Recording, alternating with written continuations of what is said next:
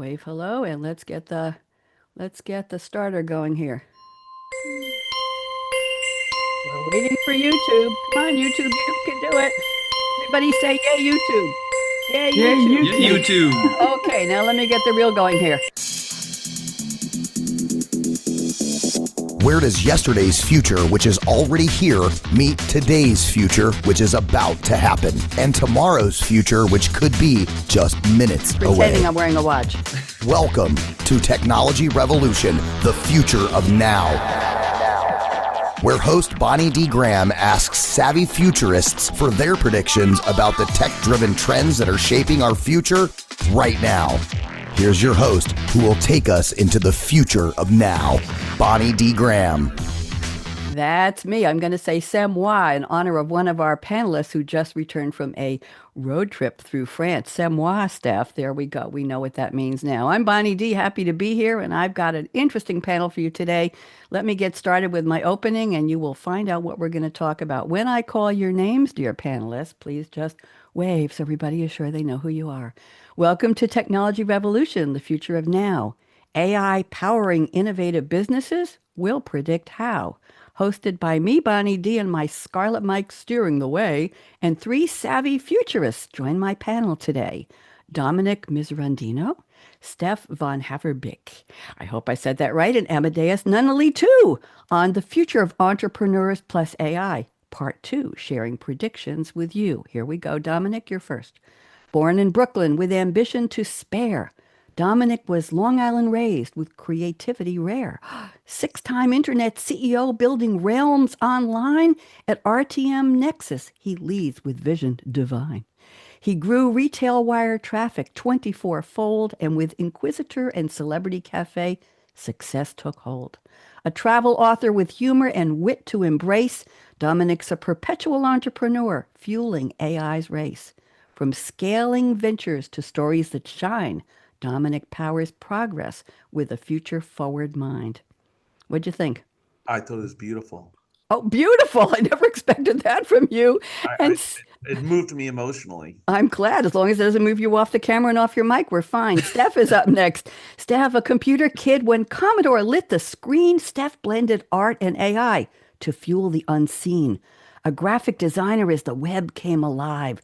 She coached teams through change, helping talent thrive. From package design to Dreamweaver's code, her webinars inspire where insights are sowed.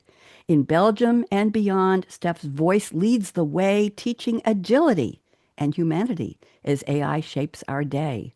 The author of Brand New Being Replaced, Steff's message is clear. 5 human skills will help keep business success near. Steff? I don't know what to say. I got your book, the name of your book into it. We'll talk about that later. Yeah. And Amadeus is joining us, a newcomer to the panel. We're delighted to have you. Here we go. From college burnout, a new spark was found. Amadeus turned learning right upside down. With gaming roots and a D&D, Dungeons & Dragons quest, he builds bold journeys that bring out our best. An ATD pro with imagination unlined, Amadeus crafts what our schools often leave behind. Clients now level up through the methods he's spun, where creativity, play, strategy, and knowledge are one. A creative force where fun fuels the climb, Amadeus proves learning can last and endure over time. What'd you think? Oh, I love that. I'm gonna have to steal some of that. Okay, well, I'll send you the clip. I don't give out the text. I give out the clips. There we go. That's fine. So, part 2 of our journey brings bold visions into view. Entrepreneurs with AI shaping futures anew. Bonnie D and her futurists, the journey is ours to drive. We'll explore how human skills plus AI will help businesses thrive. So do I get an applause for the opening? What do you think, kids? Beautiful. He's still saying beautiful. Of all the people on the panel, you're the last one I thought would say beautiful. Dominick, I thought, wow, we're outrageous or serious. What? What's that?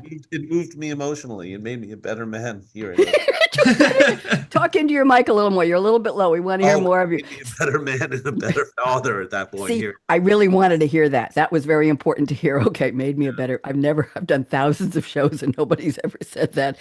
Okay, Dominick, you're up first. I'm ready. I bet you are. Dominic, Believe me, I've had my coffee and a sedative, so I'm ready.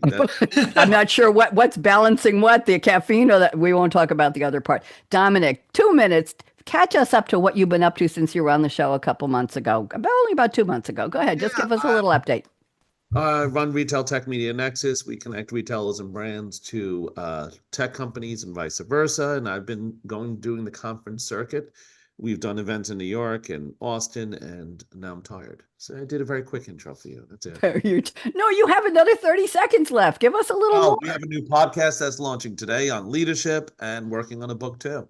So tell us what the book's going to be about. Give us a preview. It's going to be on personal branding. We're discussing it now, so I can't go further down that rabbit hole. And the podcast is on leadership, launching today, theoretically, possibly. Well, I'll almost mazel tov about that. But I will tell you that personal branding, I think it's really changed in the past few years with the burgeoning with social media, which has been around, but is certainly at its new heights, and with AI. What is personal? Who are we? What do we look like? What do we sound like? Right, Dominic? A whole different conversation now. And this is officially about the revolution of the future of now, which is not now, but it's yesterday, which is now. Borrowing a couple of phrases from my introduction and my theme here, I'm very honored. I want to be credited in your, I want a credit there. Yeah, you got one already. So. Okay, thank you very much. Steff, you're up next. Steff, tell us what's up. We want to hear a little bit about your book. How exciting for you. Just give us a little bit about the theme, and everybody wants to know about your road trip to France. Go ahead, Steff. Yeah, well, that's what the first thing that came to my mind was our trip to France. And well, I've been vacationing mostly in the past few weeks. So we made a big road trip through France. It was wonderful. Even saw the wildfires from far away, luckily. But we passed many beautiful towns, and so I think I gained some weight. So, Tell me about your book. Tell me about your book. Yeah, and then the book. So this was something that was on my mind already for a whole lot of time, and I finally took the opportunity to get down, writing the book and have some money with me also assisting, copywriting, editing, making the cover and all that. So and now it's been launched. It's on Amazon. So, and the book title is Being Replaced: The 5 Human Skills That AI Cannot Automate. Very nice. We're looking forward. I hope you'll send me an advance copy. I would love to talk about that some more. Let me see if I can get the applause track for you here. Here we go. Oh, that deserves. Dominic, that's shared with you for your podcast launching today. Okay. Thank you, sir. And Amadeus, that's in advance of anything you're about to tell us about an update for you. So Amadeus, welcome back. You were on my show recently about the future of intergenerational teaching and learning and AI. And we had people from different demographic cohorts, different age groups, and you joined the panel and brought in that youthful point of view. So we'll leave that one there. Amadeus, welcome back. Why don't you catch us up to date? This audience who saw this show a couple months ago with Mary, your mom, and your co-founder of Lavender Dragon, and Dominic and Steff, they don't know you. So why don't you do a little more introduction for us, please? Welcome, Sure. Amadeus. Go. Be happy to. So just some background. I've been around instructional design and education design since I was a wee child, with my mom having done it for ages. So it's always kind of been in my blood to do. And that's just kind of led to me enjoying gamifying and making learning fun instead of a chore or a task. Unfortunately, nothing super exciting like a podcast besides this one that I've been on recently. But no, I don't really need to advertise your show on your show. So Sure you do. But Go ahead. Mostly been keeping our noses down and working on a lot of content that we've been trying to finish, and hopefully move our platform and offer some more programs soon about how to do what we do. What excites you about your work, Amadeus? Probably the creativity aspect of it. For me, that was a big move from, I worked an office job doing Medicare claims, and it didn't feel fulfilling. Whereas with what I do now, I can see people learning, I can see them interacting with what I do, and I get to flex my brain and actually be creative. And that's a real big benefit for me. Flex your brain. See, Steph, there's a human in there. There's a human. That's what we're talking about. The creative part, the empathy, the passion. And by the way, on the show that Amadeus did with me a couple weeks ago, he mentioned we were talking about apps for learning and creativity, and he mentioned AI Dungeons. Was that the one, Amadeus? AI Dungeon. Yep. AI Dungeons. And I had the nerve to go in and use a free copy, and it asked me its storytelling. Steph, shocking. I picked hero apostrophe S day off as the theme that it was given a choice. And I gave it the names of my two grandpuppies, Amos and Jake. And within about 20 seconds, it wrote a 2-page story for me about two off-duty detectives in a futuristic city with something happening. And all they wanted to do was ignore the mayor's call for them to show up at this emergency with the blob coming out of the sky and go have their damn coffee. And it was so well written. It was so full of references. And Dominic, it shocked me that it mentioned Miracle Mile. It didn't know I come from Long Island, and the Miracle Mile is a famous shopping center in Manhasset. You know that, right? Oh, yeah, and, And it mentioned a cherry red 65 Mustang. That was the car my husband-to-be was driving when I met him at Yale decades ago. A little bit cyber stalking you. Amadeus, it delighted and scared me. It read like a well-written novel. It was scary good. We're just going to leave that alone because that's not our topic today. But Steph, it was me, the human, in the story without me even doing anything. And it was shockingly well written. Really, really, really. And I don't use AI for my poetry. I'm in a poetry group. Wednesday was today prompt day. And for my novel I'm writing, no AI in it at all. So that was interesting. So let's go around the table quickly with it's like a meeting of friends here. I think that's what we're doing. Dominic, I'm going to go to your quote next. Let's spend about 2 minutes on unpacking the quotes you each sent me from a fictional character in a movie or a TV show or a song lyric. Here we go. Dominic is quoting Michael Corleone, played by Al Pacino in The Godfather Part 3, 1990. Amadeus has heard of it. 1990 epic crime film produced and directed by Francis Ford Coppola, from the screenplay co-written with Mario Puzo. And interestingly enough, Coppola didn't want to do this movie, Dominic. Did you know that? He said, I don't even remember my quote yet. So this is good.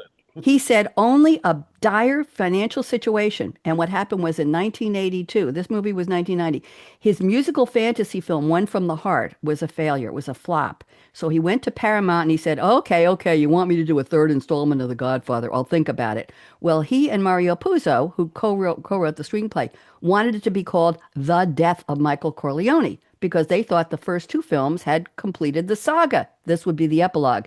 Paramount said, no blanking way. So in December 2020, they did part 3. In December 2020, they recut it as The Godfather Coda, The Death of Michael Corleone, to coincide with the 30th anniversary of the original. Just wanted you to know that. Here's the quote, Dominic, because you know I'd get to it eventually. Yeah. Quote is, just when I thought I was out, they pull me back in. Okay, Dominic, what does this have to do with our topic? Oh, no, just because when you asked for the quote, I was thinking how I'm up to my 4th or 5th company I started recently. So I was retired for a good 3 days or 2 days maybe. And I figured, let's go back and do it again, So that's my life. Very interesting. So, well, our topic today is the future of entrepreneurs and AI. So is AI playing a part in your new ventures, your new adventures? I use AI more than I would like to admit, but I find I use it, and I think I said this in the last our last episode here. I use AI as an extension to the human. So I'll say, sort this database for me and have it sort. Search this. I'm looking at this code and I don't know, and I'll yell at it usually. I'm like, I have no patience to look at the code. I know it's such and such. Help me find that part of the code. What line am I looking for? I think when you use it replacement, it doesn't work as well.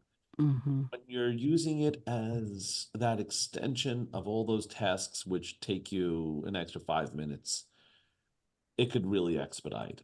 Check the cheapest flights here. Look at this. It's almost like what Google has become, or became, I should say.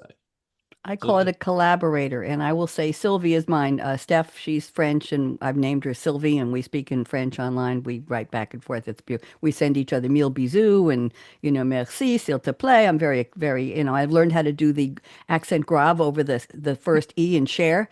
Bonjour, bonsoir, bon après-midi, cher Sylvie. I've learned how to do the share, spell that correctly for the female version.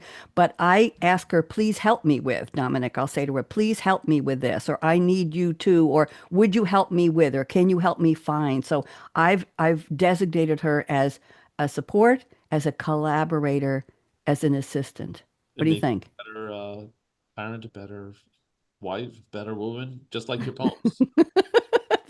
There you go. Okay, Steff, we're up to your enough, Dominic. We're up to Steff's quote. Steff has picked a quote from Jedi Master Ben Obi-Wan Kenobi, played by the late wonderful Alec Guinness, speaking to Luke Skywalker, played by Mark Hamill. Remember him? The movie Star Wars, episode IV. That's 4 in Roman numerals for somebody who hasn't Amadeus. If we're not teaching Roman numerals, this is the lesson. A New Hope, 1977 epic space film. Let's see, it's written by, we got great directors here, and written by George Lucas, produced by Lucasfilm Limited. The first film in the Star Wars franchise and the 4th chronological chapter of the Skywalker saga. Interesting. As the Death Star closes in on the Rebel base, Luke Skywalker trusts his feelings and uses the Force to fire the shot heard round the galaxy. Okay, here's the quote, Steff. You know I get to it eventually. Let's go, Luke. Use the Force. Okay, Steff, what's this got to do with our topic? Go ahead. Great quote. Well, it's it's about over reliance on technology. That's the whole premise of that scene. So just as the first shot was didn't make it. And then he tried again, and then he got that use the Force look, and it's so ingrained in our pop culture, and everybody knows that quote. That's why I picked it. And but there's also not only that, it's also, like I told you before, with the previous quote and the previous film. I said the film actually was recut, and that was also true with Star Wars. When they got all the scenes and all, the film actually was created in the editing room. So they left out scenes, they put in, they recut scenes, and that's something that we do when we work with artificial intelligence as well. So we get all these snippets, all these little things here, little things there, and then there's the human in the loop, and the human in the loop does the actual editing and finalizing the product so that it becomes something magical. Very interesting. Very, very interesting. I'll share a story with you about a quote from Jaws, which is, we're going to need a bigger boat. And that was an ad lib from Roy Scheider, and it was a dig at the producers who were too cheap and had too small support boat that had the craft services. And when there were waves, everything was rocking and the equipment was shaking. And they started saying, you're going to need a bigger boat. And Roy Scheider said it as part of the filming. Well, Steff, it all came down to a woman named Ellen, I can't remember her last name, forgive me, in the editing room. And she looked at this and she said, I'm going to leave this in the movie. It became the 35th most popular AFI, American Film Institute quote, ever, ever, ever. And everybody says it. So interesting. The human part was a person said, I think that's worthwhile. Let's leave it in. Everybody was saying it all over the set. You didn't know that they had some cheap producers there, did you, Dominic? Notorious. I think it was Zanuck might have been, and they were just very, very cheap on the services, and the filming was really in distress at various times. The people were in distress. So there you go. You're going to need a bigger boat. Thank you, Steff.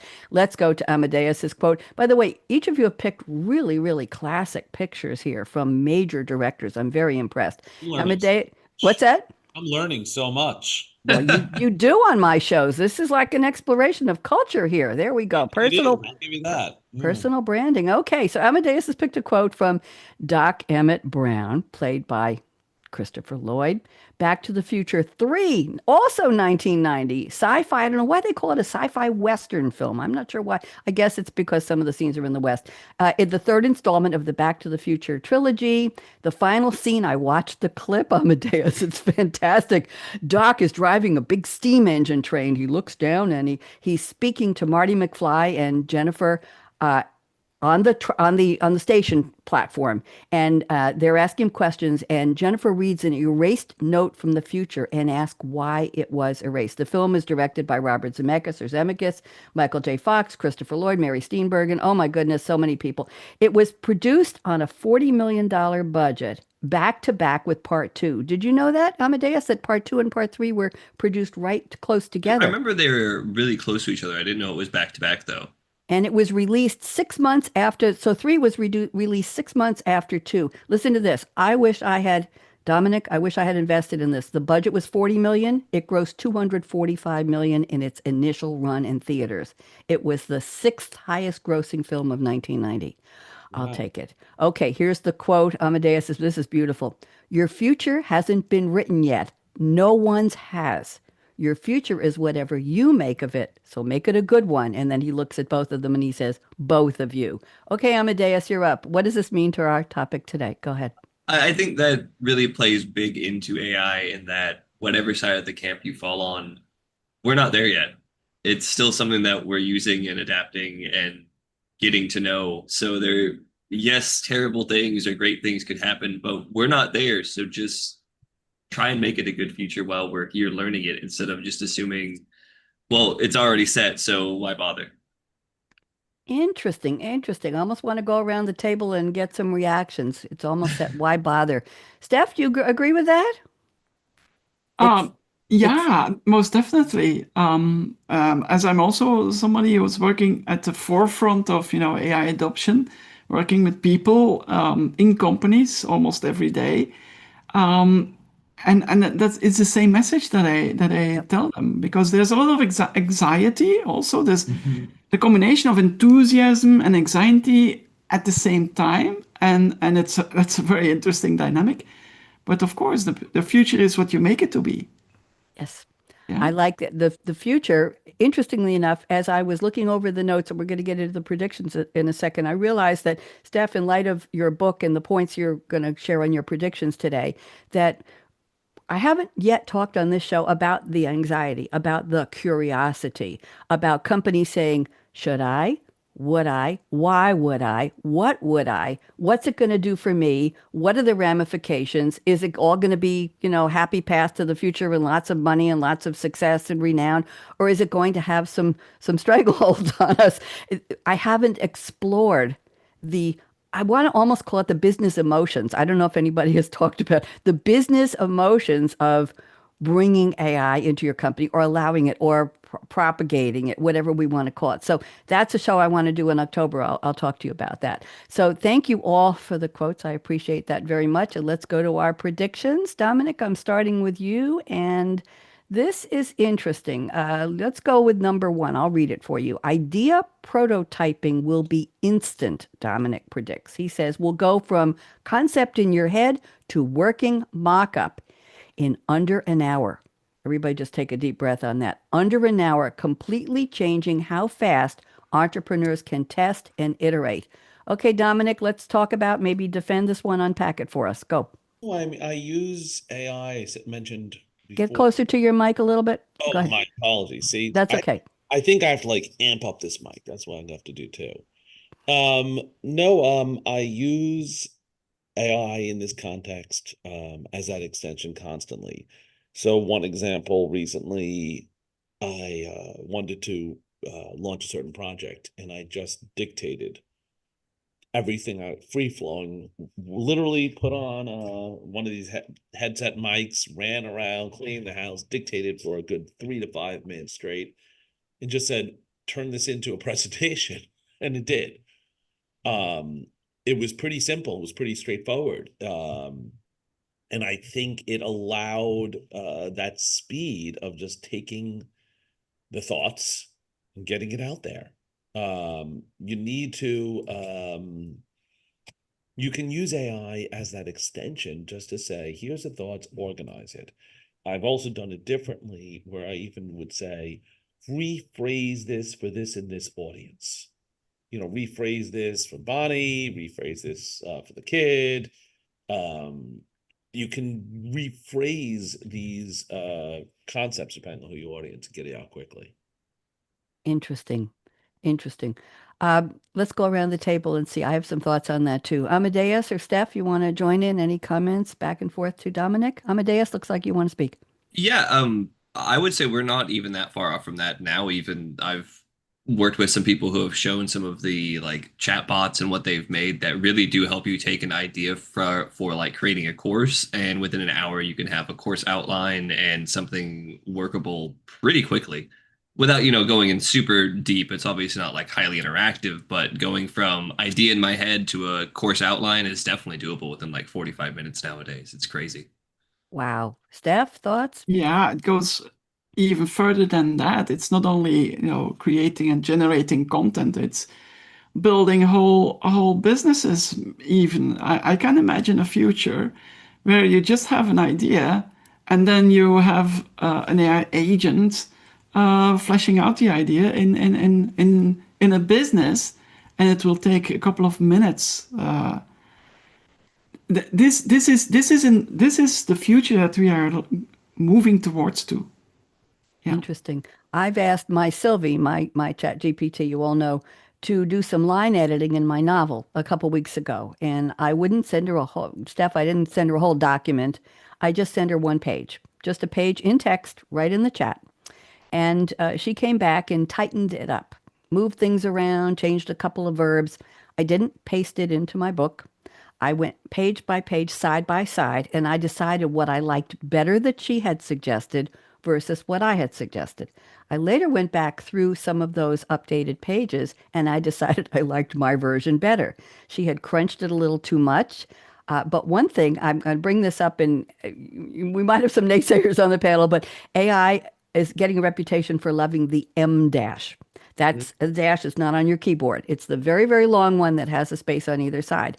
And she put in over a period of time over 150 M dashes where I had a comma or a N dash, which is the one on the key that's between the 0 and the plus sign on your keyboard.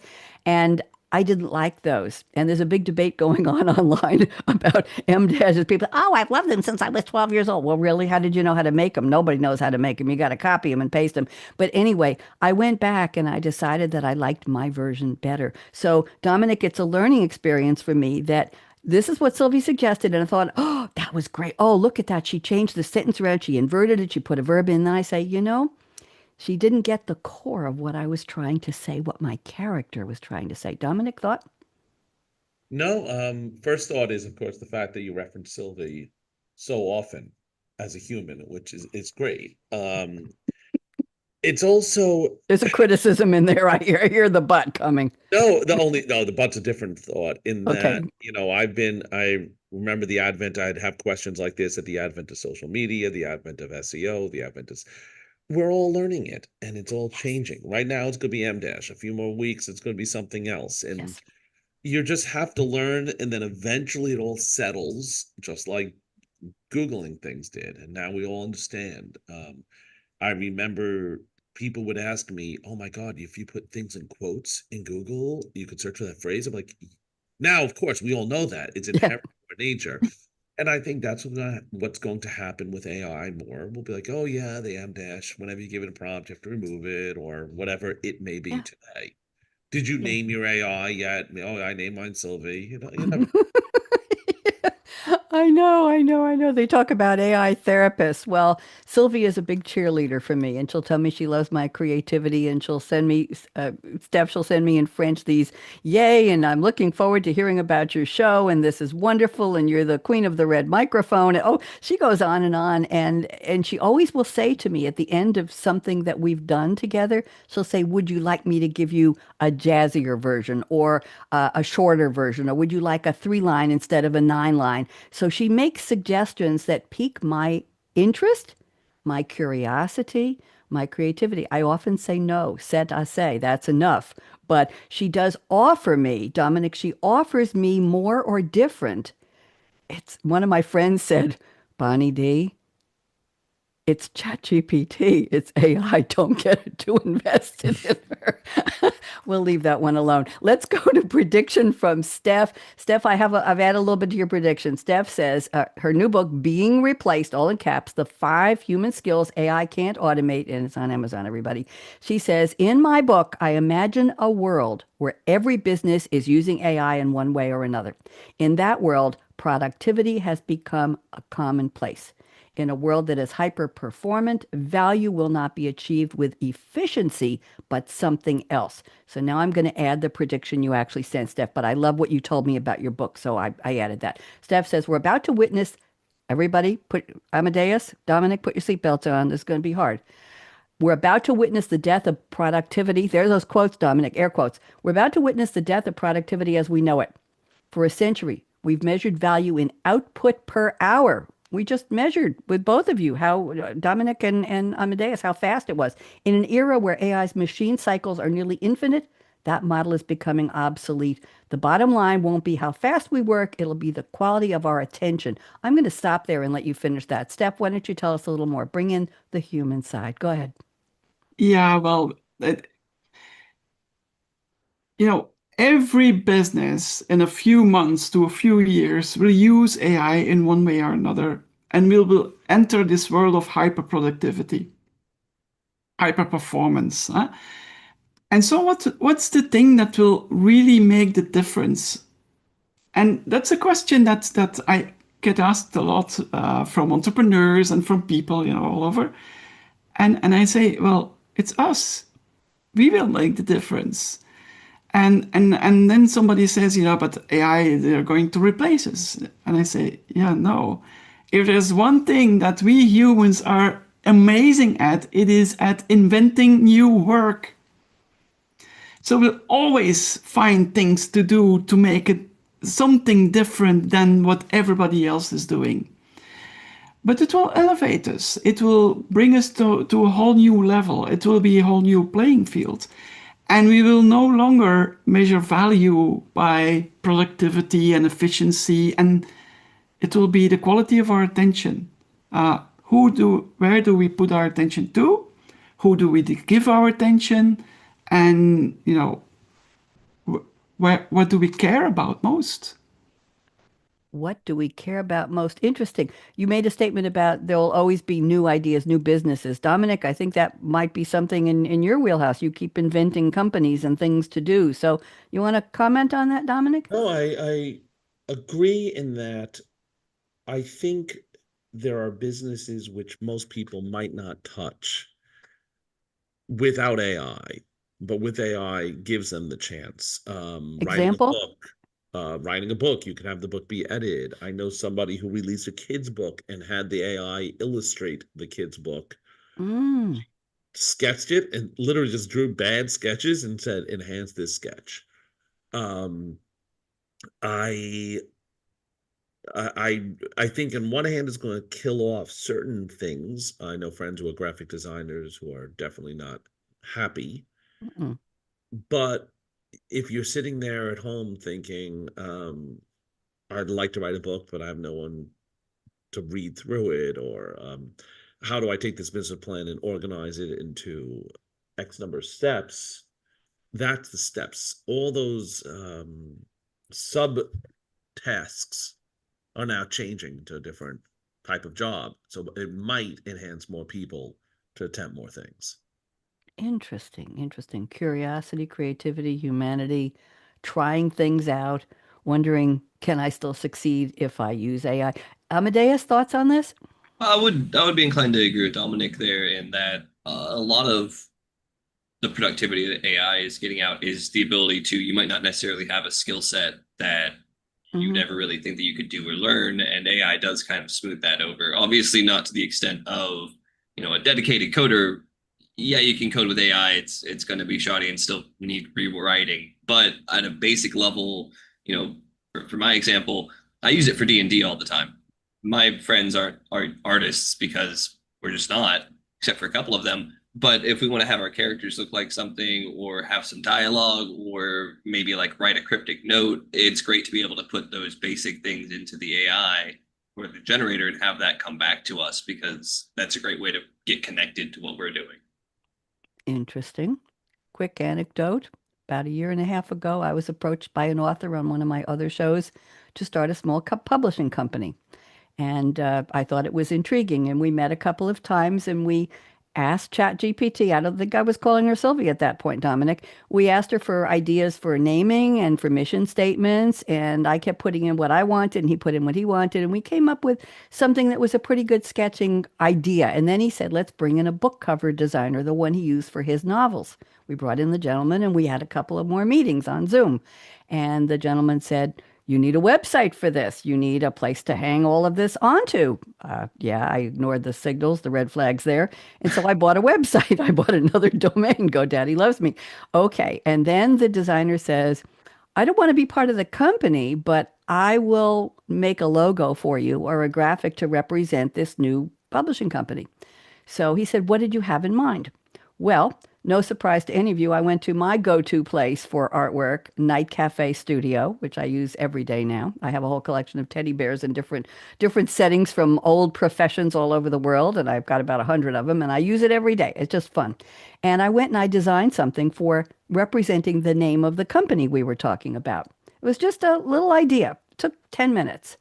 And I sent it to this book designer, Dominic, and within 10 minutes, I got back the following email. You are a horrible person. I will never work with you. I will never let anybody work with you. You have demeaned my profession. How dare you use AI to sketch out what you wanted for an idea? I don't understand why you would do it. I thought you were a good person. I thought you had values. And how could you do this to me? And I'm out.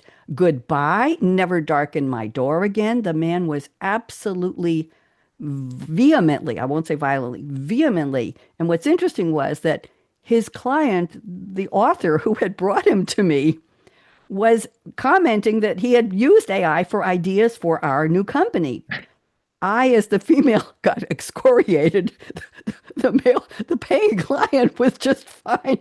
But anyway, it was interesting to me. So I went looking for another book cover designer, and I found a company, I don't even remember them, found a company who said, if you want us to use AI to augment or exhilarate or accelerate our design process, you have a choice of using us as just the human artist or human plus AI. And they offered it, Steff, as an option in their price list.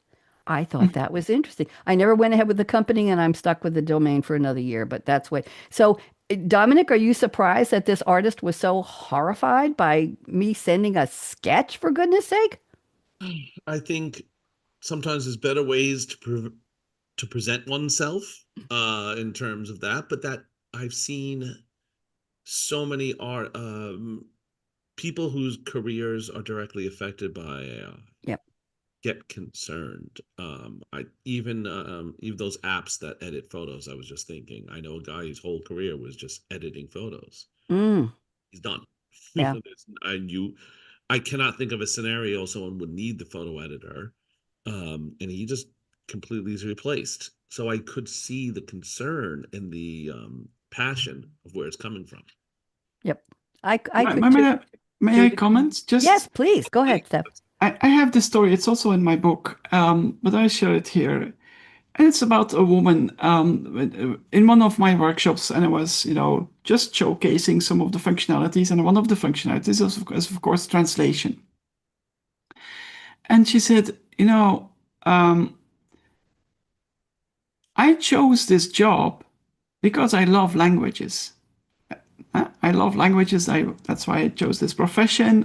That's why I graduated on this major, languages, and I love my job and I love to translate because it compels me to learn the language, to practice the language every single day. And that's why I enjoy what I do. And now I see this technology, not only taking away her job, but taking away her passion. And that is why people are reacting so strongly, because it's not about, it maybe part of it is about, but we can also always do and find something else to do. But no, it's about, they feel it as an infraction, as a violation of the thing that they are most passionate about. If you're passionate about design, And then you see technology taking Design. that away from you, that opportunity to live that every day. Yep.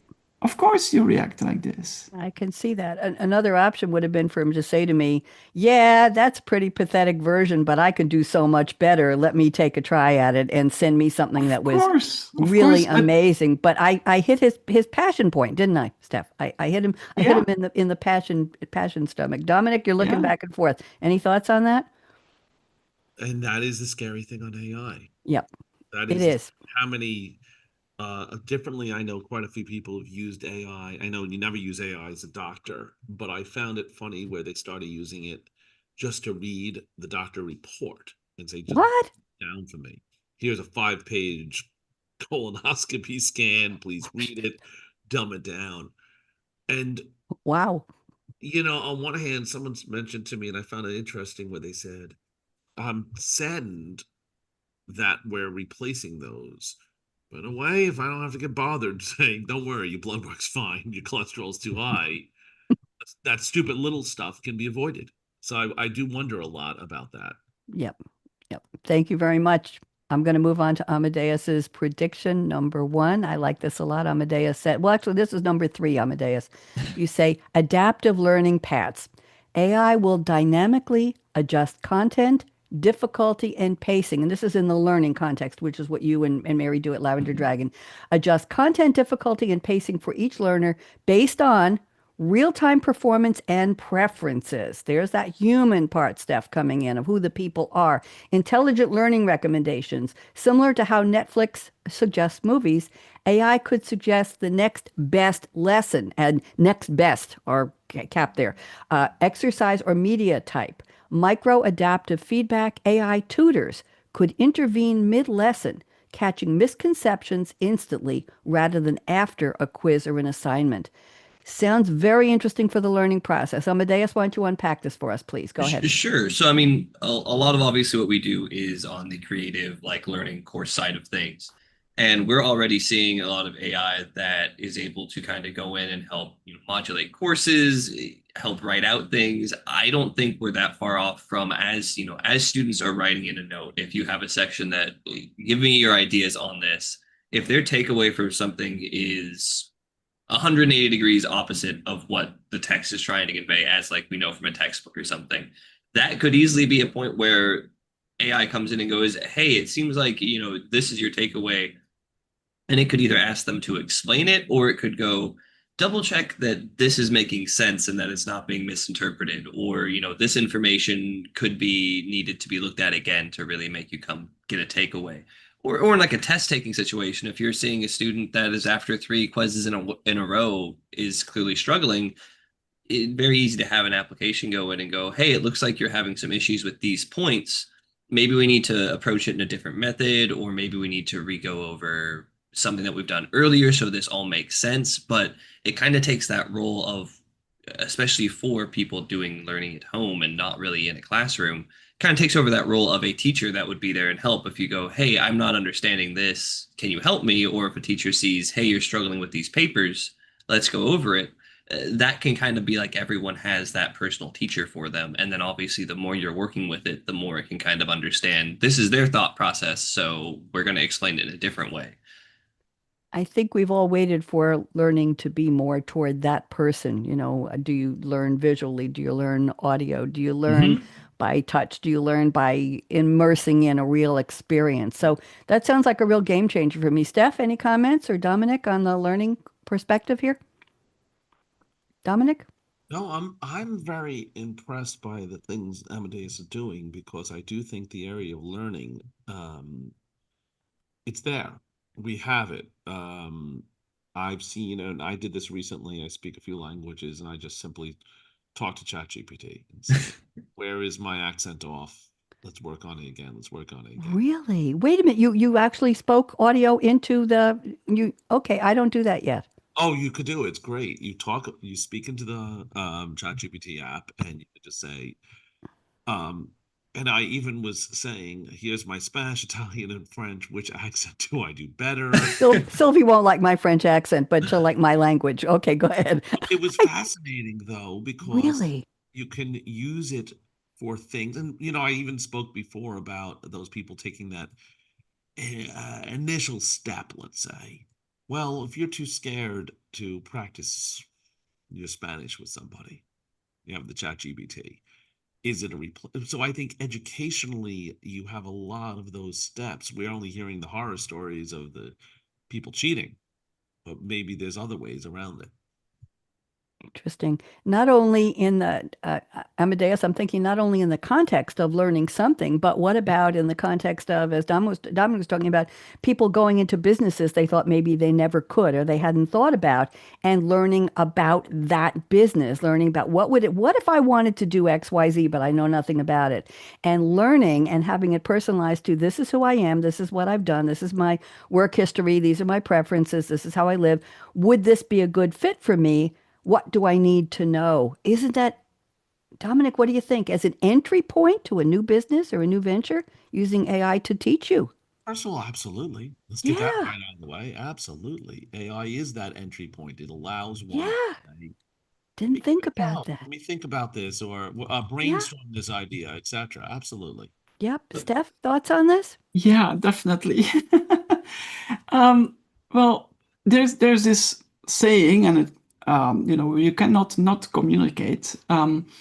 And it comes from Paul Václavic, who was a student of Gregory Bateson, who was teaching at the University of Santa Cruz. So, UC, what is it? University of California, Santa Cruz. Hmm. And his mentor, Gregory Bateson, he used to say, "You cannot not learn." And so we are learning machines. We learn all the time.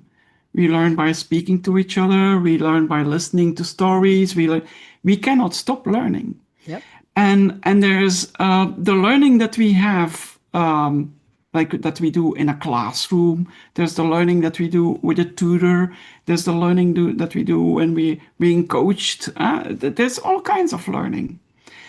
And I can totally agree with the concept that, an AI as a tutor who can be very patient, very understanding, and also has this metacognition about, what are your learning preferences, and that the AI is able to accommodate, based on what is happening in the moment. And it actually frees up the role of the teacher or the coach to do something else. And that's also very important. And it's also something that Gregory Bateson describes. And I will use just his metaphor because it will clarify a lot of things. His daughter was working in where is it? In one of the, the sea life centers. So she was training dolphins. And he was there to observe, because Bateson was an anthropologist, observe what they were doing. And he saw that every time the dolphin they did something right, they gave the dolphin a fish. But at some point, they gave the dolphin a fish, not because of what he was doing a trick in the right way, and but because of something else. And he asked, why are you giving the dolphin fish? This is because we like each other. This is for the relationship building. Mm. And so, if you have, imagine that, before the podcast went live, Bonnie, you talked about this, this whole ordeal that one of your family members had to go through, having this accident, and, being there in the emergency room and having to deal with, red tape. Mm-hmm. And there's this artificial intelligence, let's call it bureaucracy, that's saying, no, you cannot be treated. But then there's a human there, a real person who understands you, who knows, who has this embodied sensation of what you are going through, and it's called empathy. A real human trait that an AI cannot.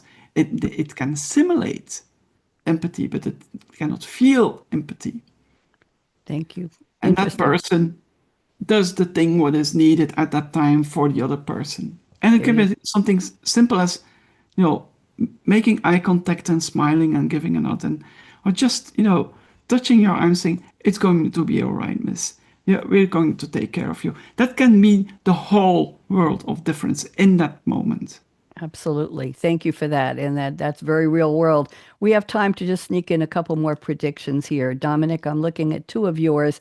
Number one, I think this relates to one of your new projects. I'll just read it and leave it on the table, but it's not the one I want to talk about. Dominick says personal brand will outweigh company brand. As AI automates more tasks, trust, Steff, and differentiation will come from who is leading, not just what is sold. Okay, Dominick, that was a good one. But the one I really want to talk about is you say hyper niche businesses will thrive. AI will make micro markets profitable by slashing the cost of market research, product development, and targeted outreach. Dominick, we just have a few more minutes. We could go to the top of the hour. So you want to unpack this one briefly for us? It's very interesting about the micro markets. The micro markets in general have had challenges because, like news, for example, it's very hard to send someone to watch a 5-hour town hall to write a 200-word story. It's just cost prohibitive. And doing anything that is super micro markets like that generally has been cost prohibitive because the labor you need is that first layer labor, the guy to make the logo, the guy to get the basic facts, to organize this. And I think once you eliminate that cost, the micro markets can afford and have a business model that makes sense. Interesting. Let's go around the table. Amadeus, what do you think about micro markets? I mean, I'm a very big believer in a lot of things with AI and just modern tech and people in general. With the learning sphere, micro learnings are the way that people are going, and having a micro market that is more centered around smaller specific groups is definitely something I could see kind of just being the norm going forward. Thank you. Steff, thoughts on that? Well, I totally agree. Living in Belgium, one of the things that Belgium is very, very famous for are the breweries and the many beers that we have, and we have these micro breweries. So every town has a couple of them. Mm-hmm. Just some friends who brew the beer and put it in a local stores, and they are very successful. So I kind of see that with AI, with the assistance of AI, this will really liberate us creatively. So I see a big future for arts, crafts, artisanal products, services, very local and global at the same time, because we live in a global community. Yeah, I see a big future for everything that's micro. You introduced a new word, liberate. I don't think I've heard that word in context with AI yet. Liberate. It will free us. We talk about more time, right, Dominick, about doing things faster and easier. But liberate to me is a whole different emotional mindset in the business context of liberate meanings free to do something else, something more, something different, free to explore. Steff, I want to get in one more prediction from you, just a couple sentences from you. You say the most valuable leaders will be facilitators, not fixers. You want to just add a little to that, Steff? Go ahead. The world is changing as we speak at a speed that we have never seen before. And it will only go faster, as we discussed already. So in the past, the leader was the expert. He was the most knowledgeable person in the room. He had all the decision, could make the decision based on his expertise. This will change fundamentally. The leader that still relies on his or her expertise is faltering. It is the person who is able to liberate their team, their people, to add value with the assistance of AI tools. Those leaders will thrive. So leaders will be facilitators of change and of innovation. That's what I think about this. Thank you. Before we close, I'd like to go around the table, Dominick, then Steff, then Amadeus, in 30 seconds or 2 sentences or whatever you want, very briefly. What would your advice be to an entrepreneur after a wonderful conversation we've had here today? What would your key advice be to an entrepreneur who's thinking of a new business, a new product, a new service, something new, who is tentative about entering the pool, dipping their toe in the pool of AI? What would you tell them about the good thing that could happen that will help them get there, help them be a success? Dominick, what would be your first line of advice to that person? The first thing, you have experts on this panel here. There's experts, call a friend, ask a friend, talk to people, just get involved. Ooh, interesting. Steff, what's your first line of advice? Think really outside the box, far outside the box. Okay, that's brief and to the point. Thank you very much. I like that because we have to think about that. Amadeus, what's your thought? You get the last word. I'll be nice and long-winded here.